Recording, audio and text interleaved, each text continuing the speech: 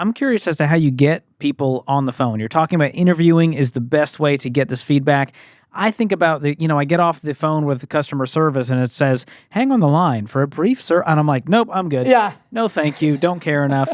How do you actually get people to go through with this process, to kind of be the rat in the maze, if you will, to go, all right, we're going to be the guinea pig? Yeah, so the first thing is, this is universal across all businesses. You got to frame the ask in a way that benefits the customer. I'll tell you, I get emails all the time from companies and they're so generic. Hey, we are trying to improve our product and we'd love to hear from you. Will you help us with our research? I have never once, even as the product discovery person, I have never once said yes to those emails.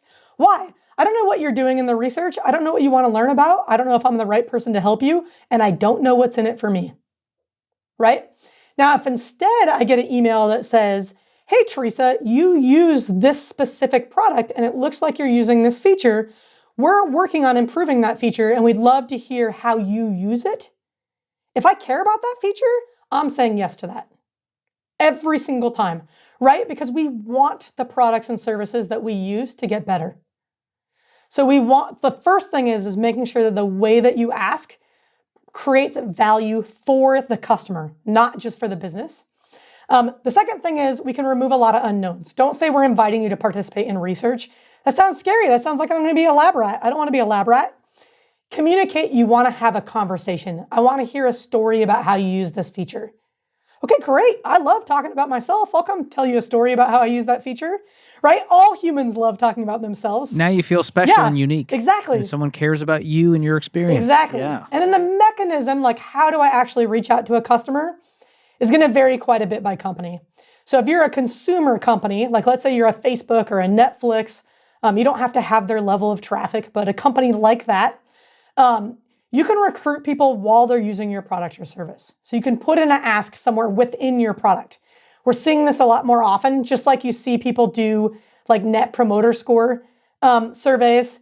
You can use that same kind of embedded mechanism to just say, hey, do you have 20 minutes to tell us about your experience with X? If you work in a B2B product and you might have to use like your sales team and your account management teams to get access to your customers. If you're a small business, you might have to like go to where your customers are, right? Do they go to a conference? Can you go interview people at a conference? Is there somewhere as part of their day where they're waiting in line? Waiting in line is boring. Go talk to them while they're waiting in line. So the key is to really think about, where do your customers hang out? What's the easiest place to reach them where they have excess time? So it's easy for them to say yes. So I'm thinking, aside from digital products, if I'm in landscaping, would it be worth my time to say, hey, Teresa, you're a customer of ours. I want to give you a free mow. All we ask is that you kind of share how we could make this experience better at the end of it. Is that a good incentive that would cause you to give us good feedback?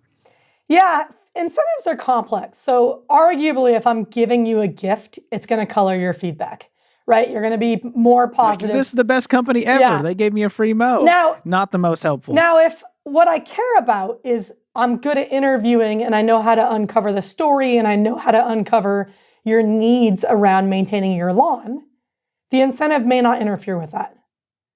Now, if what I'm looking for is just superficial feedback, how are we doing? The incentive absolutely is going to interfere with that. I'll also share that I don't think most businesses have to offer an incentive at all. I think what they need to do is position it as being beneficial to the customer. So if you tell me you're going to make a part of your product better for me, I don't need an incentive to tell you how you can make your product better for me, right? And the key to that is most people, when they interview their customers, they're really selling. They're saying, hey, look how great my product is. Nobody wants to be sold. The key is to flip that on its head and learn about your customer. So the interview isn't really about your product at all. It's about your customer. And again, all humans love to talk about themselves. So when you interview well, what inevitably happens is your customer says, wow, that was great. When can we do it again?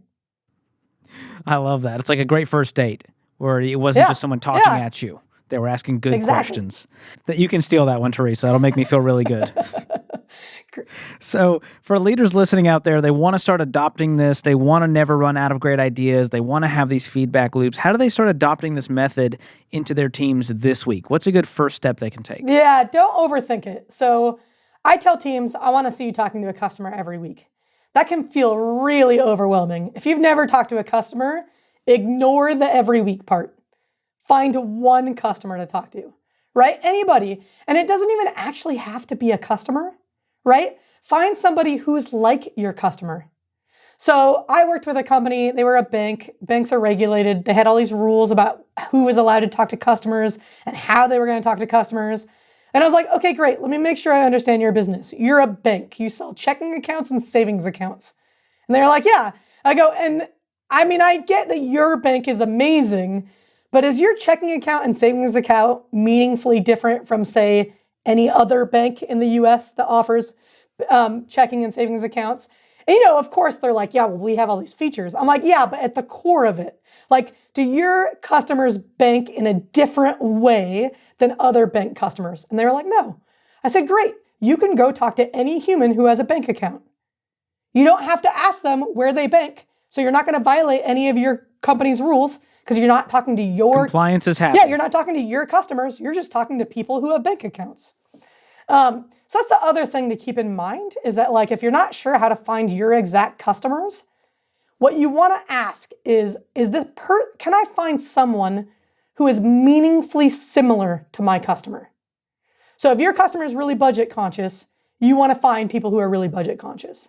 If your customer has pain points about maintaining their lawn, who their gardener is right now does not matter. What matters is uncovering those pain points about the lawn.